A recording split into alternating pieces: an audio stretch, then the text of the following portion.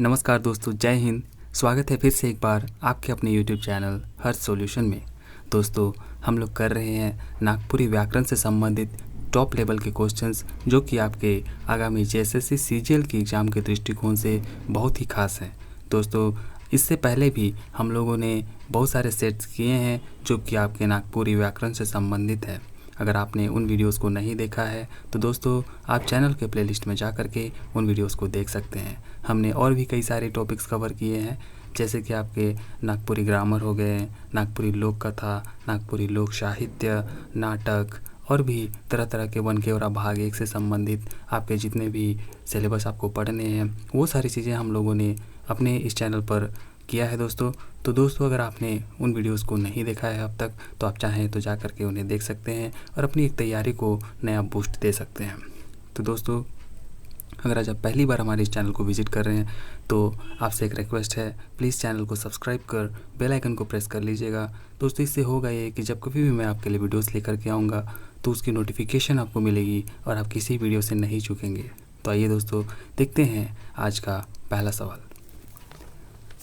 आज का जो हमारा पहला सवाल है ये है, नागपुरी भाषा के सुपर ढंग से लिखे के लिए कौन लिपि कर व्यवहार होवेला?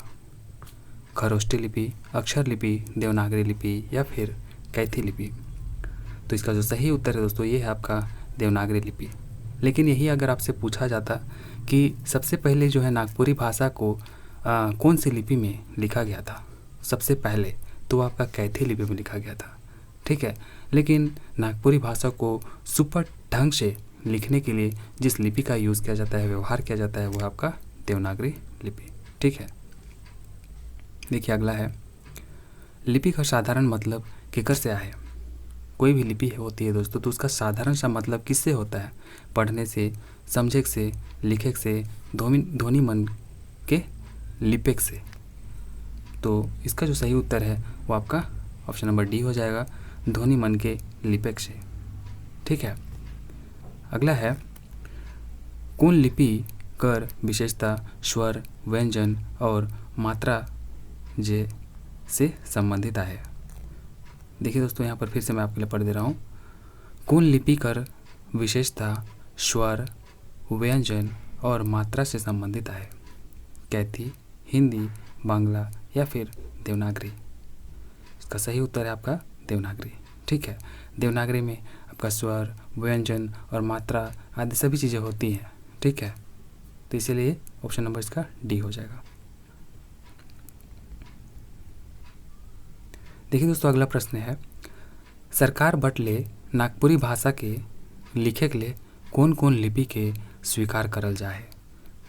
कैथी बांग्ला, देवनागरी उड़िया, देवनागरी रोमन या फिर देवल सूबे? तो इसका सही उत्तर है दोस्तों ऑप्शन नंबर सी, देवनागरी और रोमन, ठीक है। देवनागरी और रोमन को सरकार के द्वारा जो है स्वीकार किया गया है। अगला है, सार्थक ध्वनि संकेत के लिखे के लिए जे व्यवस्था आहे उके का कहल जाएला? तो सार्थक ध्वनि संकेत के जो लिखे के लिए व्यवस्था है उके हमरे वर्णमाला कहेला, ठीक है। तो इसका सही उत्तर जो हो जाएगा ऑप्शन नंबर बी हो जाएगा दोस्तों, ठीक है। देखिए अगला है, मौखिक नागपुरी भाषा कर पहिल इकाई का है के? तो मौखिक नागपुरी भाषा का जो पहली इकाई है के वो आपका, देखिए मैं आपके लिए ऑप्शन पढ़ दे रहा हूँ, वर्ण, ध्वनि, लिपि या फिर ध्वनि समूह। तो इसका सही उत्तर है दोस्तों ध्वनि, ठीक है। मौखिक नागपुरी भाषा का पहली इकाई ध्वनि है के। अगला है, कौन तरह कर ध्वनि कर मेल से शब्द बनेला? तो दोस्तों, किस तरीके की ध्वनि के मेल से आपका शब्दों का निर्माण होता है?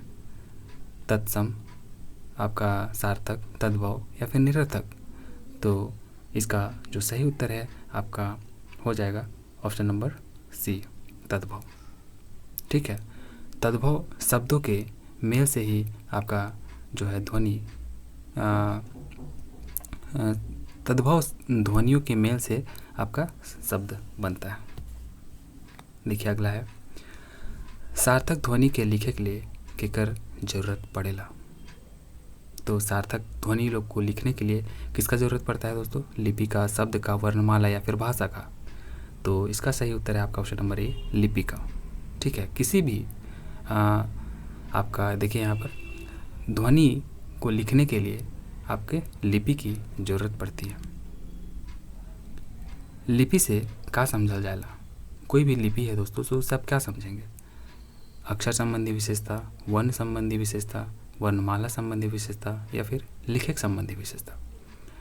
तो हम लोग इसको समझेंगे ऑप्शन नंबर डी, लिखने संबंधी। अगर लिपि है दोस्तों तो उसका सीधा सा अर्थ है कि उसको हम लोग लिख सकते हैं, लिख करके उसे व्यक्त किया जा सकता है। कोनो लिपिकर विशेषता केकर पर टिकल होएला? तो किसी भी लिपि है दोस्तों तो उसकी विशेषता किस पर टिकी होती है? भाषा पर, संकेत चिन्ह पर, वर्णमाला पर या फिर स्वर और व्यंजन पर। तो ये होता है वर्णमाला पर बेस्ड। ठीक है, ऑप्शन नंबर सी इसका सही हो जाएगा। देखिए अगला है, विदेश से आवल ईसाई मिशनरी मन कौन लिपि कर माध्यम से नागपुरी लिख लें? तो विदेश से जो आए हैं दोस्तों तो वो लोग देवनागरी तो यूज़ करेंगे नहीं। आप बताइए वो उन लोगों ने किस लिपि का यूज़ किया, माध्यम बनाया नागपुरी को लिखने के लिए? तो इसका जो सही उत्तर है यहाँ पर केवल में कोनो नहीं हो जाएगा, क्योंकि उन लोगों ने रोमन लिपि का यूज़ किया था और यहाँ पर तो रोमन कहीं है नहीं दोस्तों। ठीक है, तो जो ईसाई लोग आए थे बाहर देशों से, तो उन लोगों ने अपना रोमन में ही देवनागरी मतलब नागपुरी को लिखा था। ठीक है, देखिए अगला है, देवल में से कौन लिपि झारखंड का पारंपरिक लिपि ना लागे? तो कौन सा जो है दोस्तों झारखंड की पारंपरिक लिपि नहीं है? देवनागरी, रोमन, बांग्ला या फिर कैथी? ये अभी हम लोगों ने पढ़ा रोमन, बाहर से आया था ये, तो ऑप्शन नंबर 20 का सही हो जाएगा। अगला है, देखिए देवनागरी लिपि का सबसे बड़ विशेषता कौन रूप में देखल जाएला? तो देवनागरी लिपि है दोस्तों, इसकी सबसे बड़ी विशेषता जो है कौन रूप में देखी जाती है? बताइए, मैं आपके लिए ऑप्शन यहाँ पर पढ़ दे रहा हूँ।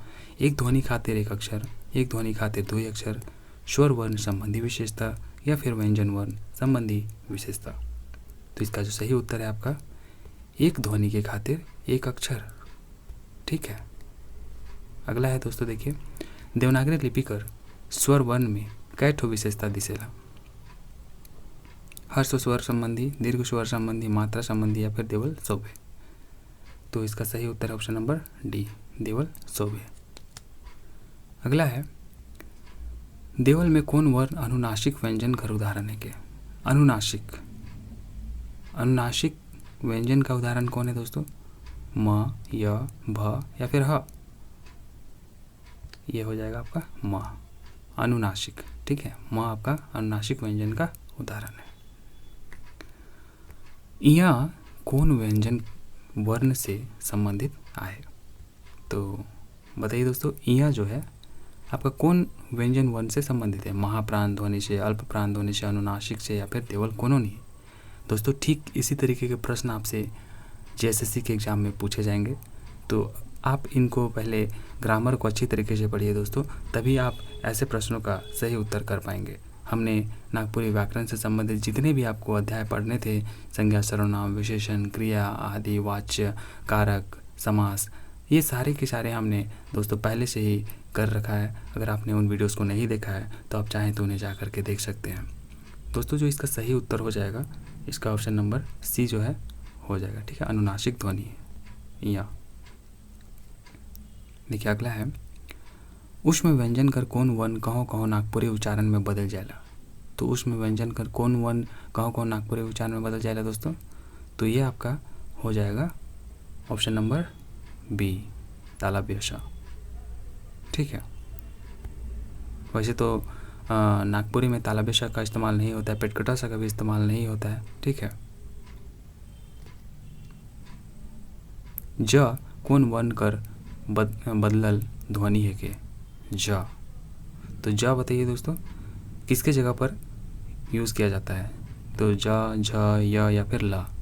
तो इसका जो सही उत्तर है आपका ऑप्शन नंबर सी हो जाएगा। य के जगह हम लोग ज का भी यूज़ करते हैं, जैसे जजमान, यजमान को जजमान भी बोला जाता है। ठीक है, देखिए स कौन व्यंजन खेजा कर उदाहरण है के? तो स जो है आपका स। देखिए इसका स्पर्श व्यंजन हो जाएगा अंत अंतस्थ व्यंजन हो जाएगा, ऊष्म व्यंजन या फिर संयुक्त व्यंजन। तो इसका जो सही उत्तर है आपका ऊष्म व्यंजन हो जाएगा ये, ठीक है। स ऊष्मा। देखिए दोस्तों अगला प्रश्न हम लोग लेते हैं। देखिए, बाघ कौन तरह कर शब्द रूप कर जो है उदाहरण है के। बाघ, तो ये तो आप सीधा बता सकते हैं, क्योंकि ये दोस्तों ये तो तत्सम है नहीं, है ना, तत्सम होगा नहीं। बताइए देशज है क्या, विदेशज है या फिर ये तद्भव है। तो इसका सिंपल सा उत्तर जो यही हो जाएगा, तद्भव हो जाएगा, ठीक है। देखिए, देवल में से कौन देशज शब्द का उदाहरण है के। देशज शब्द, बैठी, अदालत, पूजा या फिर नक्शा। तो ये तो आपका बैठी हो जाएगा, ठीक है, ये आपका देशज शब्द है। अगला है, देवल में से कौन देशज शब्द ना लगे। मतलब इनमें से कौन जो है दोस्तों देशज शब्द नहीं है। कटहर, भेड़वा, अलुआ, आम। देखिए, आम तो है आपका दोस्तों ये एक तद्भव शब्द है। आम्रम जो होता है आपका तत्सम शब्द है, क्योंकि वो संस्कृत से बना है। फिर आम जो है आपका तद्भव हो जाएगा। फिर कटहर, भेड़वा और अलुआ जो है ये सब आपका देशज शब्द है, आपने सुना होगा ये सब। देखिए अगला है, स्रोत कर आधार पर हमरे धरती के कौन तरह कर शब्द रूप में राखीला। तो धरती के हमरे कौन तरह का शब्द रूप में राखेला दोस्तों। धरती, देशज, तद्भव, तत्सम या फिर विदेशज। तो धरती तो दोस्तों आपका ये एक तद्भव शब्द है ना, ठीक है। देखिए, स्रोत कर आधार पर सरकार शब्द कौन शब्द कर उदाहरण है के। तो फिर से दोस्तों देखिए ये भी आपका एक विदेशज शब्द हो जाएगा सरकार, क्योंकि सरकार शब्द जो है आपका बाहर से आया हुआ शब्द है, फारसी शब्द है ये सरकार, ठीक है। तो ये एक आपका विदेशज शब्द हो जाएगा। देखिए अगला जो प्रश्न है हमारा और आज का अंतिम प्रश्न, देवल शब्द दिमाग कौन शब्द रूप कर स्रोत कर आधार पर कर उदाहरण है के। विदेशज, तत्सम, देशज या फिर तद्भव। तो जो इसका सही उत्तर है दोस्तों आपका विदेशज। दिमाग जो है आपका एक विदेशज शब्द है, ठीक है। तो दोस्तों इस तरीके के प्रश्नों को आप याद रखिएगा, क्योंकि ये देखिए दिमाग हो गया, सरकार हो गया, ये सब आपके विदेशज शब्द हैं। लगते हैं जैसे कि हमारे खुद के देश में उत्पन्न हुए एक ये सब तद्भव शब्द हैं या फिर आपको देशज शब्द लग सकते हैं, लेकिन ये वास्तव में विदेशज शब्द हैं, ठीक है। दिमाग, सरकार वगैरह, ठीक है। तो ये थी दोस्तों आज की पूरी वीडियो। उम्मीद करता हूँ आपको वीडियो पसंद आई है। दोस्तों अगर आपको वीडियो पसंद आई है तो इसे लाइक कर प्लीज़ अपने दोस्तों में शेयर कर दीजिएगा, और चैनल पर नए हैं तो इसे सब्सक्राइब कर लीजिएगा। चलिए दोस्तों मिलते हैं अगले इस तरीके की किसी वीडियो में, तब तक के लिए टेक केयर। जय हिंद, जय भारत, जोहार।